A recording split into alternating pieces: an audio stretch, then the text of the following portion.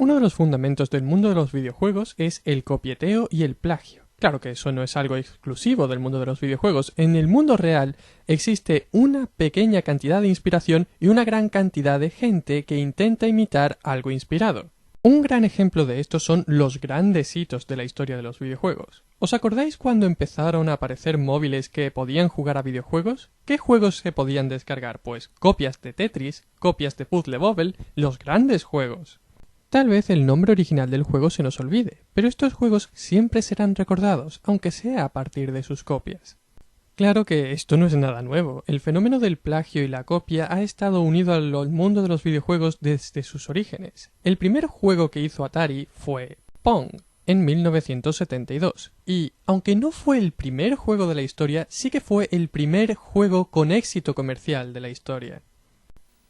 Aunque si nos ponemos estrictos, Pong no era un juego original de Atari, sino que era un refinamiento de un concepto de un juego que ya aparecía en la Odyssey de Magnavox, la primera consola que jamás existió.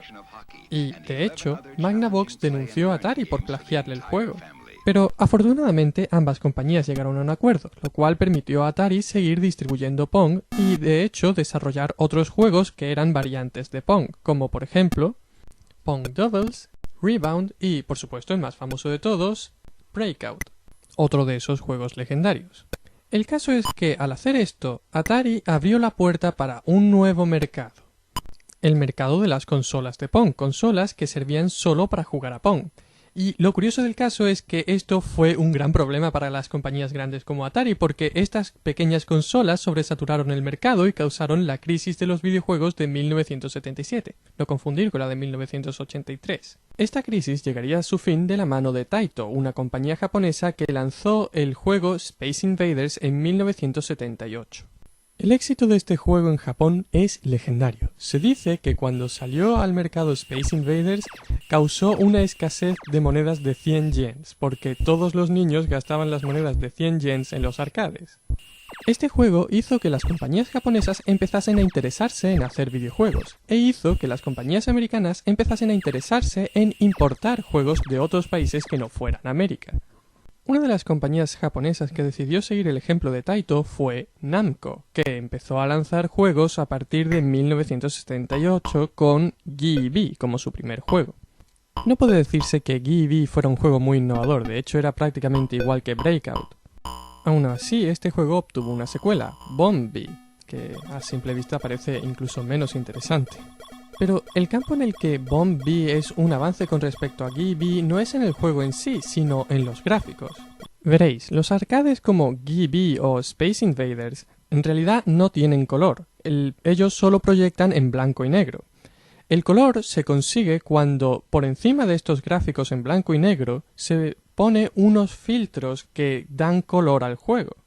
Pero Bomb-B es uno de los primeros juegos que es capaz de emitir colores distintos, y eso es un avance, aunque solo sea a nivel gráfico. Namco utilizaría estos avances en su siguiente juego, Galaxian, que sería lanzado en 1979 siguiendo los pasos de Space Invaders. Aún así, con estos gráficos brillantes, Namco no consiguió el objetivo que se había marcado años atrás. ¿Y cuál era ese objetivo?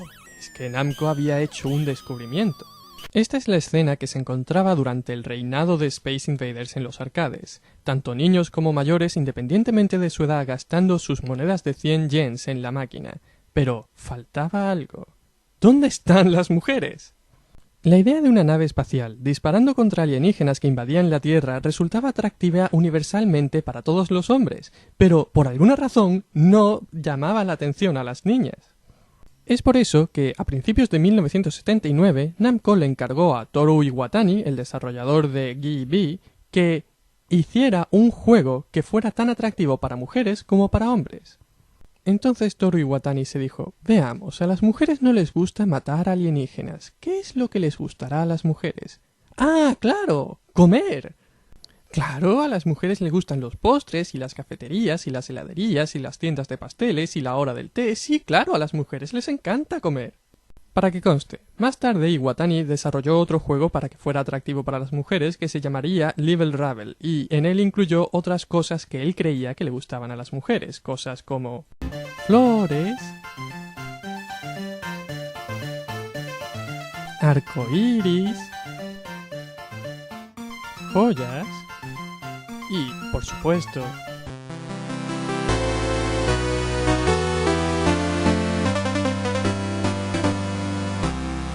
bueno, ya está bien de meterme con el pobre Toru Iwatani. Tal vez no acertara al 100%, pero por lo menos se acercó mucho más que cuando Atari intentó hacer lo mismo. Volviendo a lo que íbamos, ya está decidido que el juego va a ser sobre comer, pero ¿quién va a ser el protagonista? Una historia que se suele contar es que un día Iwatani tenía mucha hambre y encargó una pizza entera para él. Al coger un pedazo de la pizza, vio la forma que quedaba de la pizza y pensó que era una buena forma para el protagonista de su juego. Pero el propio Iwatani dice que eso no es del todo cierto. Él dice que las formas del kanji de comer y el kanji de boca fueron muy importantes para el diseño del personaje. Aunque personalmente yo sigo pensando que la pizza tuvo algo que ver. Bueno, ahora que tenemos el diseño del personaje y que sabemos que el juego va a ir de comer, ¿cómo va a ser la mecánica del juego? Al principio pensaron en una pantalla llena de puntos que representarían comida y que el jugador tendría que comerse todos estos puntos para pasar a la siguiente pantalla. Pero luego se dieron cuenta de que esta idea era un poco confusa, así que decidieron añadir un laberinto y poner la comida dentro del laberinto para que fuera más claro que el objetivo era recorrer el laberinto y comerse la comida. Pero si no había nada que hiciera difícil comerse toda la comida, el juego sería muy aburrido. Así que decidieron incluir un enemigo que persiguiera al protagonista a través del laberinto para intentar impedir que se comiera la comida. De ahí que haya fantasmas dentro del laberinto. El origen de estos fantasmas es el tercer juego de la serie de Gibi, Cutie Q, otro juego diseñado por Toru Iwatani al mismo tiempo que perfeccionaba Pac-Man. Y es que en completar el desarrollo de Pac-Man se tardaron 1 año y 5 meses. Ese fue el tiempo más largo que un juego había tardado en ser desarrollado hasta aquel momento. ¿Por qué se tardó tanto en terminar Pac-Man? Bueno, pues porque querían ajustar la dificultad del juego. No querían que fuera demasiado agobiante porque te estuvieran persiguiendo los fantasmas todo el tiempo, pero tampoco querían que fuera demasiado fácil. Así que intentaron equilibrar la dificultad del juego. Hay distintos ejemplos de cómo el juego te da un respiro. Para empezar, cada cierto tiempo los fantasmas se van cada uno a su esquina en lugar de intentar perseguirte. Luego están las zonas del laberinto que los fantasmas solo pueden atravesar yendo desde arriba hacia abajo, pero nunca desde abajo hacia arriba, lo que quiere decir que tienes una cierta ventaja cuando atraviesas esas zonas. Otra de tus ventajas frente a los fantasmas es que puedes girar las esquinas mucho más rápido que ellos. Y aunque los fantasmas sean más rápidos que tú mientras estás comiendo, cuando el camino está despejado, Pac-Man se mueve más rápido que los fantasmas. Otro de tus ases en la manga son los pasadizos a los extremos del laberinto, por los que los fantasmas se mueven muy despacio. Y, por supuesto, están las famosas Power Pellets, que convierten al cazador en cazado. Esos son tus recursos, y los vas a necesitar porque los fantasmas son muy buenos en su trabajo. Hay 4 fantasmas, el rojo, Akabei, el rosa, Pinky, el azul, Aosuke, y el naranja, Gusuta. Aunque, para evitar confusiones, voy a referirme a ellos por su nombre americano, Blinky, Pinky, Inky y Clyde. Aparte de por estos seudónimos, también se les puede conocer por Shadow, Speedy, Bashful y Pocky. Estas palabras hacen referencia a la estrategia que estos fantasmas siguen para intentar capturar a Pac-Man. Y es que cada fantasma tiene una personalidad propia. Blinky es el líder de los fantasmas, por eso aparece en todas las secuencias a lo largo del juego. Además, Blinky siempre es el primero en salir de la guarida de los fantasmas, de hecho no sale de ella, siempre está fuera. Es el fantasma que persigue a Pac-Man de una forma más directa, de ahí su nombre Shadow. Además, a medida que vayan quedando menos y menos píldoras en el laberinto, él irá ganando más velocidad y no respetará las treguas. Te perseguirá aunque los demás vayan cada uno a su rincón. La siguiente es Pinky, que no intenta perseguirte sino anticiparse a tus movimientos. Pinky intenta alcanzar el punto que se encuentra un par de espacios por delante de Pac-Man, así que suele girar hacia donde Pac-Man está mirando para intentar cortarle la retirada.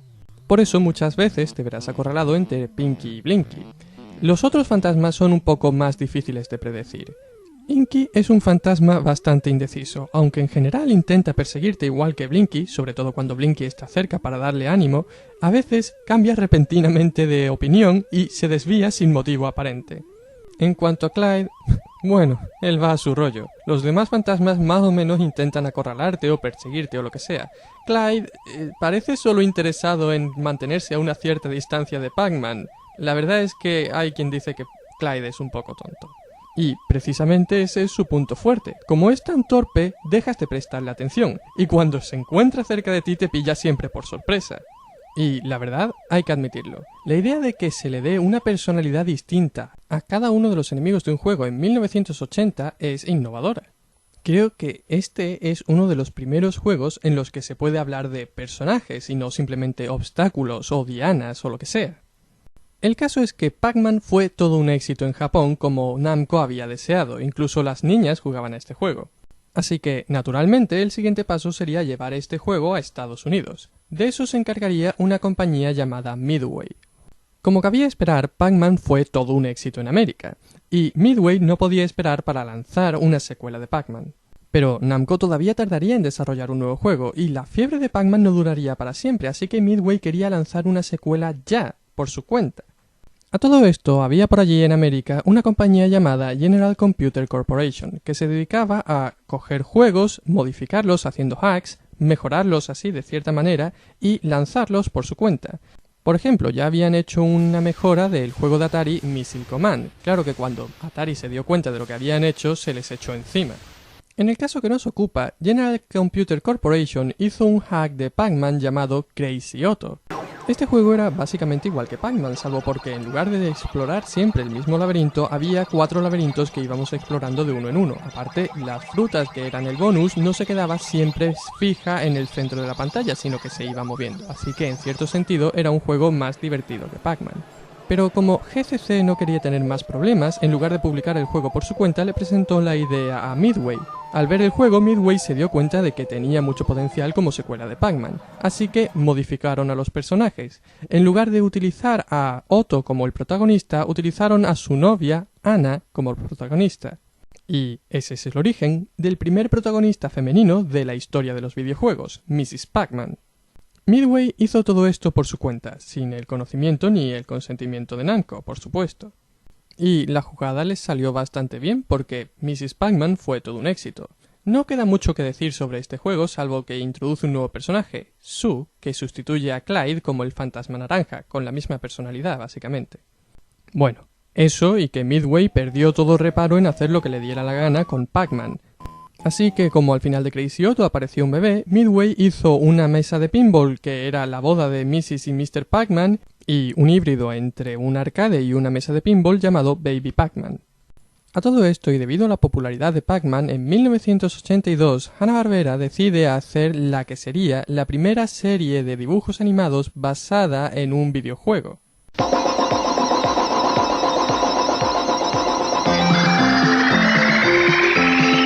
Pac-Man. That's me.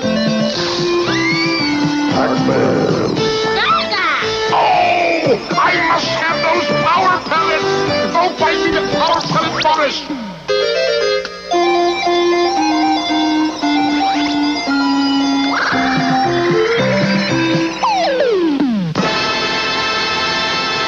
Sobre esta serie hay un par de cosas importantes que hay que decir, sobre todo en lo que se refiere a la personalidad de los fantasmas.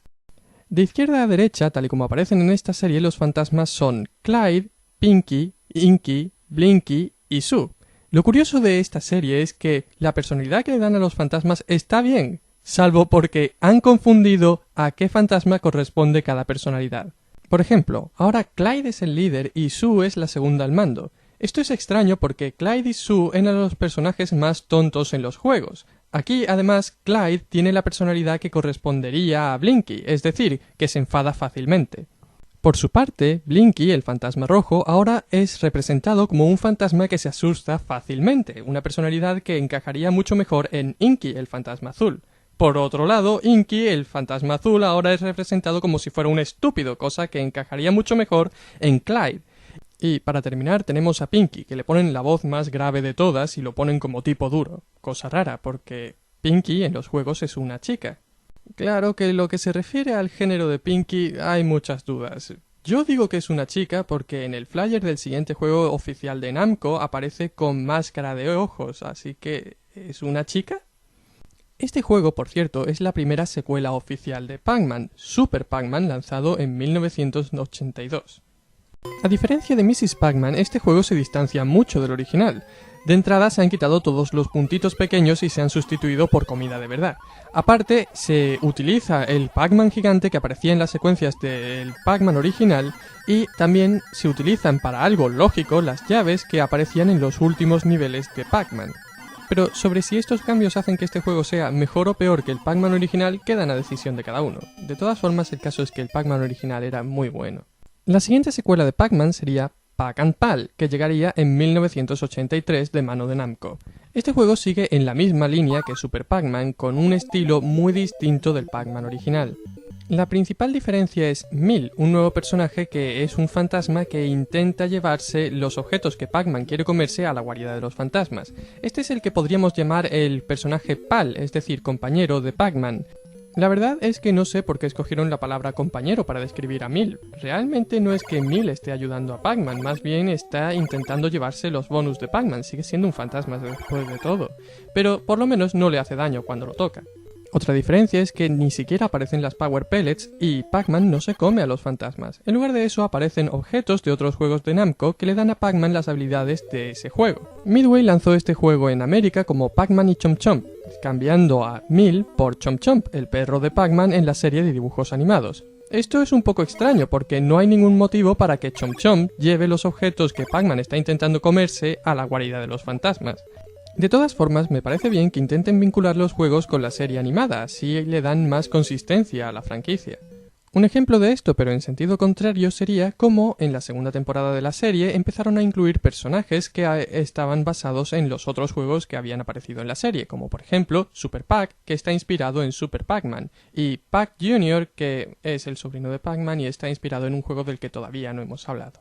Y es que Midway seguía empeñado en sacar juegos de Pac-Man sin consultar con Namco, pero como no sabían hacerlo, tuvieron que pedirle ayuda a los que hicieron Mrs. Pac-Man, General Computer Corporation. Ellos hicieron Junior Pac-Man, siguiendo la historia del pequeño Pac-Man que había aparecido al final de Mrs. Pac-Man. Junior Pac-Man sigue en la misma línea de Mrs. Pac-Man, simplemente coge el concepto original y le añade un par de mejoras. En este caso, añade que los laberintos sean más grandes y ocupen más de una única pantalla. Por otro lado, sigue habiendo más de un laberinto a medida que pasas los niveles y, en este caso, a medida que los objetos bonus van saltando por el laberinto, al tocar las pequeñas píldoras las convierten en píldoras un poco más grandes que cuesta más trabajo comerse.